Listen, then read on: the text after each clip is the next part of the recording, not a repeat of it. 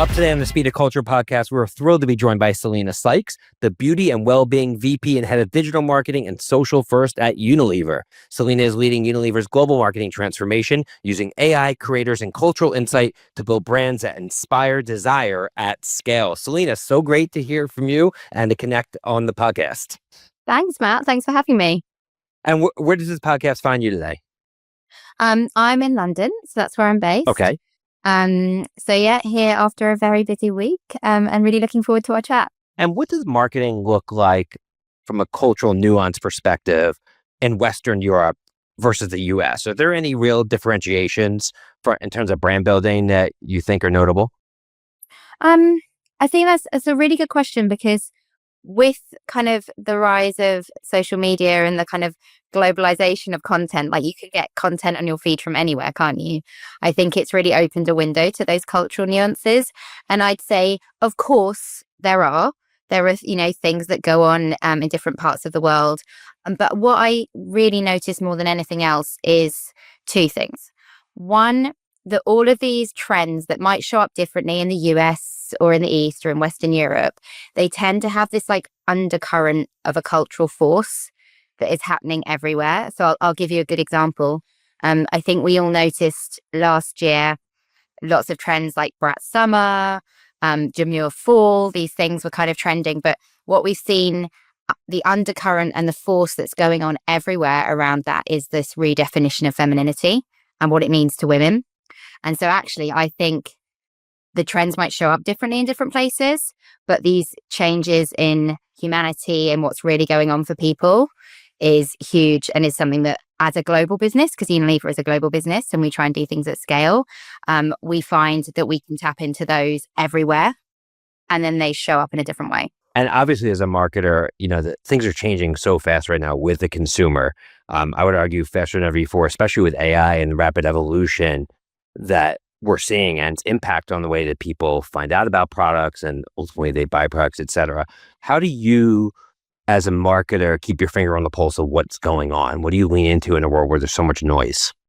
Yeah, I think noise is a big threat to us in the business, but it's also for consumers. Like, this can get overwhelmed with everything that's being thrown at you. So personally, I lead transformation. So one of the parts of my jobs is being able to understand the big shifts that are going on and almost filter and codify them, so that there's something that's meaningful for the business and can drive impact. So, obviously how I do that is really keep close to people outside. All our partners are fantastic. Really keep close to our consumers, like put them at the center of everything that we're doing. You also mentioned AI.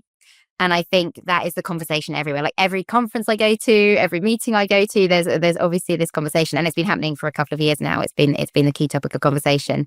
And I think as we get more and more into this shift and into what's going on, you can kind of really start to see beyond the hype and understand truly how I see AI as a foundational technology. So it's not the AI itself that we should get excited about. We should get excited about what are we doing with it. What are the real world problems that we are solving? And aren't we lucky that we've got this cool new technology and, lots of providers out there willing to help us solve these problems? So we really try and start with the outcomes. Like what is the problem to be solved? What is it we need for our business? And, fortunately, a huge outcome at the moment for us, you mentioned we're trying to build this whole marketing philosophy around desire at scale. And to do those things, we're a huge business, and to do those things at scale, AI is such an incredible enabler for us, because it allows us to shift to this marketing model where we were very broadcast and like one to many, to a model now where we're many to many.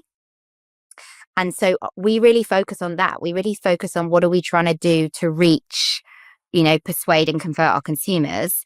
And then AI is an absolute critical enabler for us to achieve those things. So that's how we really think about this transformation and all the stuff that goes on. We think about the outcomes, we think about the real world problems, and then we think, aren't we lucky that there's technology that can kind of bring our ideas and our wish list, to life and make stuff happen. So is there an example you could talk about ways that you are currently leveraging AI internally with one of your brands, just so we can kind of unpack it for the audience? Yeah, that's great. So probably most marketers listening to this, like one of the biggest use cases for AI is content creation. Like that's probably like one of the biggest things that people are thinking about in marketing today is how do I use AI? And we've got all these fantastic Gen AI tools, Nano Banana, Sora, all these amazing things that we can play with content creation. But for us, of course, lots of fun and experimentation. But what we've really done is we've built what we call like a content supply chain. So because we've moved to this desire at scale model where in order to reach people today and in order to connect with them, you need to create so much more content because you're trying to feed an algorithm that is interest based and you're trying to connect to people through their passions and through their communities. So to do that through old methods, of content and creative, it wouldn't just not be feasible. We wouldn't have the capacity in our business to achieve that. So now it's thinking about, okay, how do we maintain the creative excellence, the integrity of our content and creative, but use this supply chain to really create the volume, the variety, the velocity of content that we need today to achieve that many to many model. And that's a really exciting challenge. And for that challenge, we've built this kind of end to end. So we've thought about, I'll really break it down for you. So we've thought right upstream. The integrity of our brands is so important. We've got these like legacy 100-year-old brands and they really have so many codes. There's so much salience and kind of equity in those brands. So we've actually taken that. We've re-envisioned it for the for 2025, 2026. We've made it more modern and we've coded it into a system that we call Brand DNAI. So it's like the DNA of other brands. And we've codified it. And that provides the context layer. So it gives you all the context about the brands to feed into all of our content creation AI tools. So whether that it's like an agent basically that goes and provides context on everything you need to know about the brand, which kind of creates the foundation for everything you do. And we actually have an LLM layer on it too. So you can go in and chat to it and be like, should I work with this creator? Should I do this? And it really understands the brand because we're constantly programming it with not only everything we know about our brands, but the performance of those brands. So that's one kind of upstream in this content supply chain. Then you've got the factory, you've got the tools. And what we've learned in this journey is it's just as much about the people that use the tools as the tools. So we've got some fantastic tools. We work with some great partners. Pencil Pro is a great partner of ours. Lots of AI content generation out there. And we have built this like people and process around it. So it becomes this system that then creates the content, make sure we quality control the content, make sure we ship the content into the platforms, do that kind of dynamic optimization that, again, AI allows us to do that real-time dynamic optimization. We wouldn't have been able to do it without that. And this is the supply chain that we've built.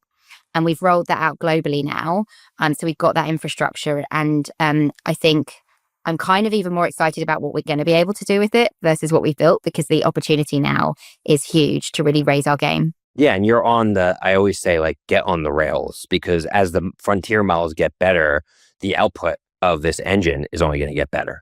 So, you talk about Nano Banana, which came out, a couple of weeks ago, and its ability to create infographics and detailed high fidelity imagery is unlike anything we've seen prior. And I'm sure a year from now, we're going to be talking about a different version of one of the models that's going to be doing it even better. But as long as you have that system set up and the pipe set up, well, then you're going to be able to continue to improve. For companies that aren't, as the models get better, they actually get less competitive.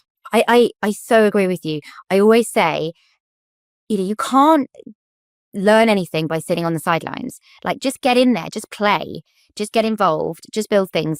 And it's going to be much quicker for you to learn, much quicker for you to build. And then you're right, as we hit maturity on some of these things, we're going to have the opportunity to go faster because we built the pipes, like you say. That's how we talk about it. We talk about we built the pipes, putting water through the pipes.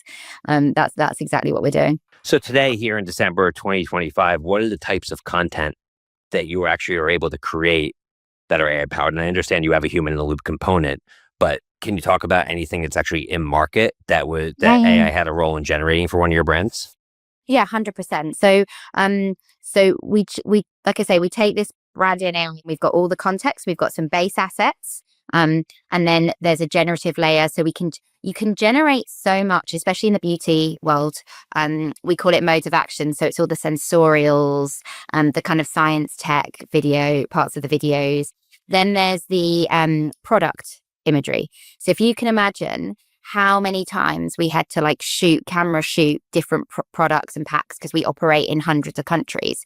So we've got these digital twins that are the kind of the packs that can be shot in many, many different angles. So you can then take that digital twin and you can use it in any product content in any way you want. You can change the light refraction, you can change the background, you can change the angle, you can change the language. So you can really drive that digital twin to make endless infinity amount of content with that. And what we're finding is as we're deploying AI to generate and remix this content, we're seeing not only the cost and time saving that you would expect, so like we're seeing like 40% cost savings, up to 60% time savings. We're seeing all of that stuff. But what's more interesting to me is we're seeing higher effectiveness of our communication. So we're seeing like 3x the view through rates. We're seeing 23% increase in purchase intention versus the non-AI creative. And I think the reason for that is you're able to take the insights, take the brief, take the context, and really shortcut to get that best quality content because you've got everything being integrated quicker than it's been able to do before. And also because we're creating such a big volume of content now, we're able to work out what's working and what's not working. So you really go after the stuff that's working. So that's the other reason why I think the quality and the effectiveness is going up as well as the efficiency going down. Yeah. Also, like as a global marketer, your ability to have multilingual campaigns. I mean, that was such a barrier in the past to executing. And that's why I kind of started off talking about the cultural nuance as well. I think over time, the models will know that, these markets, this language works better, or these words or this phrasing works better based upon the market. So I think it's just fascinating to think about where it's all going to go. You think about a market like India, where there's so many different languages and dialects, you can really connect with people on such a deeper level. And that's what we want to do as marketers. We want to connect with people, not as consumers. We want to matter to them as people. And so all the AI is helping you do is do what you wanted to do better. Like, get to that depth, get to that volume, get to that connection that you wanted to get to. I think you were talking about cultural nuance. We haven't touched on how you can take insights using AI, because you're right. Like there's so many different insights that are manifested differently for different communities, different markets, different product categories.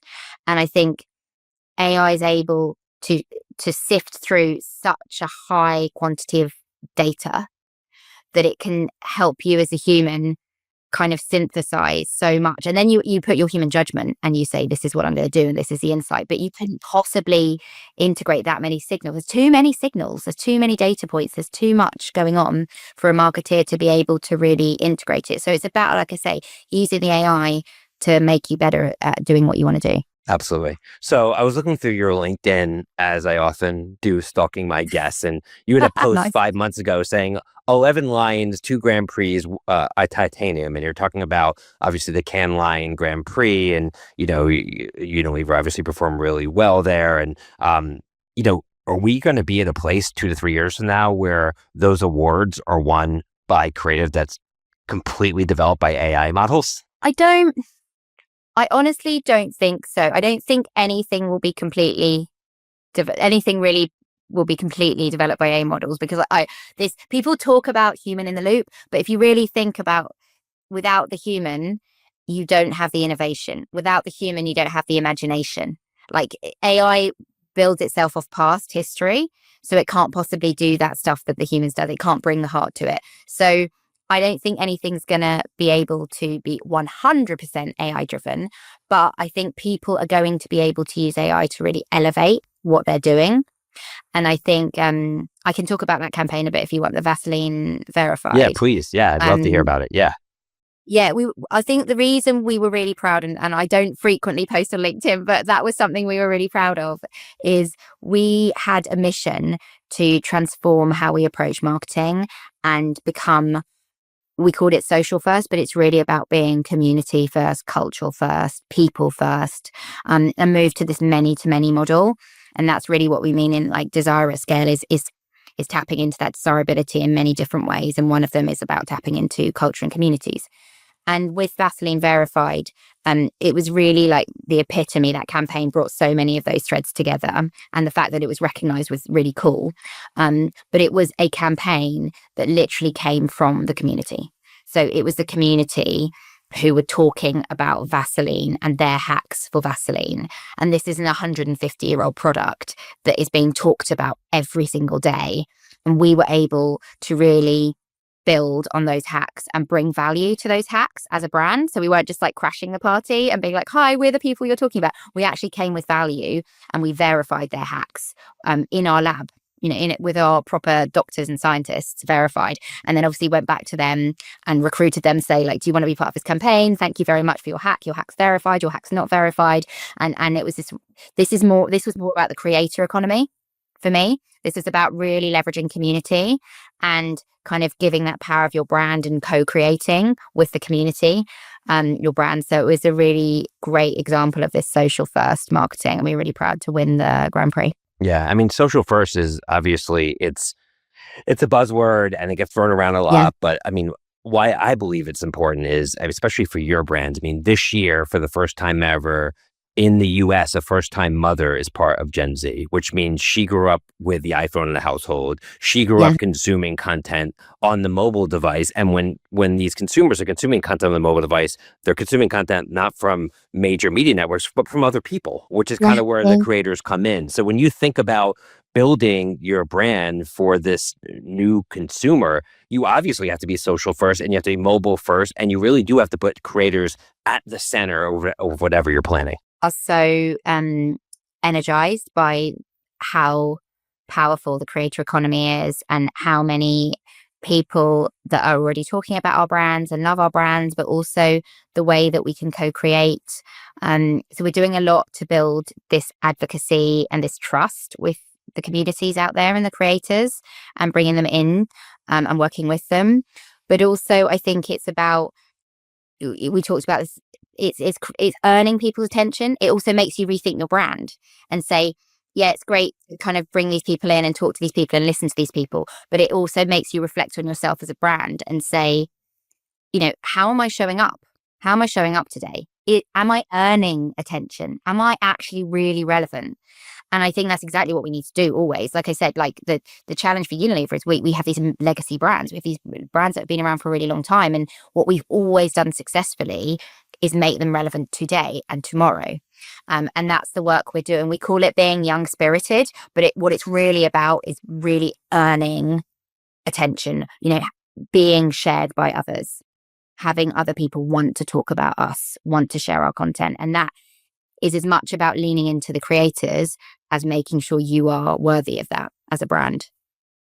Yeah, and of course it has to be authentic. I mean, I think the second a creator just is sort of like does a one night stand, so to speak, and just takes money just to talk about something versus a marriage over a long term, I think, that their followers really start to lose, I think a lot of respect for what they're talking about. And then they become very much less effective at promoting whatever it is that they're trying to talk about.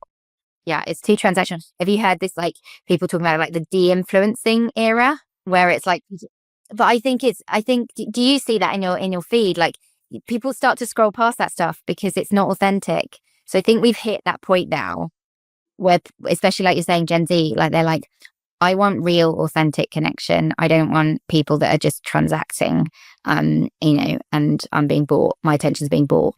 But it's good. It's a good place to be, because I always think this is what all of us got into marketing for, is to really earn attention and do something that matters to people and make what you are selling really elevate someone's life and relevant to their life. So it's just a fantastic way for us to raise our game to be shared by others. Yeah, it's almost like the new age example of, if you read an amazing article about a company or a person, it carries a lot more weight than just seeing an ad from them. And I think that's the kind of difference between authenticity or pay to play that you really need to tackle within the creator economy. Yeah, 100% agree with you. Yeah, really earning. So we talked about AI and obviously its role within your organization, just in terms of creating content, building the engine. I think that's such a super cool example. I'm curious your thoughts on where AI is going to play a continued role and an increasing role in the consumer journey. What we're seeing this holiday season is as many as 80% of consumers are saying that they're using AI at least during one time in the consumer journey, whether it's through research or the consideration phase. Do you see in 2026 this sort of like agentic powered shopping becoming mainstream? And what is Unilever doing about just the big shift we're seeing with the internet essentially starting to have a new front door from a traditional search engine like Google to more, LLMs to help them along the journey? Yeah. I think once you start using those like generative engines to help you do things, it's really hard to go back to like an old search model. So I think as the penetration drives, like you're going to get more and more usage of them. And then you're right, as like, because there's a difference between like just AI answer engines and genuine agentic, where they're like taking action for you. And I do a bit of both personally, but I can see how it's going to explode. So I'll talk a bit about what I think is going to do for the consumer journey, because I think that's such an important way, because lots of businesses are only looking at AI right now. Yeah. But don't you think lots of businesses are looking at it from like productivity in their own business, whereas actually the shift in how the kind of like this existential change in how they'll behave is like really going to be big. So you're right. 100%. Yeah. And how many markets has Google made? How many brands has it made? Yes. Because it's become a verb. And now all of a sudden, if we're saying that the entire journey is shifting, that just is going to create massive business opportunities, and it's happening fast. Massive. So there's a couple of things here. There's the stuff you can do today, which is like, how are you showing up in these LLM searches? What's making you show up or not show up? So we're doing all of that work, and we're like really making sure. But if you do the work, what you find out quite quickly is the people that show up are the people that are authentically answering the questions that these people have. Because people are saying, I have eczema on my face, or I have eczema, like what do I do? What's my routine? And they're getting really lovely personalized answers with, and something I think is going to really be important next year is how consumers are getting better at prompting and giving context about themselves. So it's not going to be like a keyword strategy, because the prompts are going to be so unique. It's going to be hard for marketers to like buy hyper keywords. Personalized, exactly. Yeah. And also the models, as they learn more about you, you're not going to have to say what shoe size you are. You're not going to have to say how old your kids are.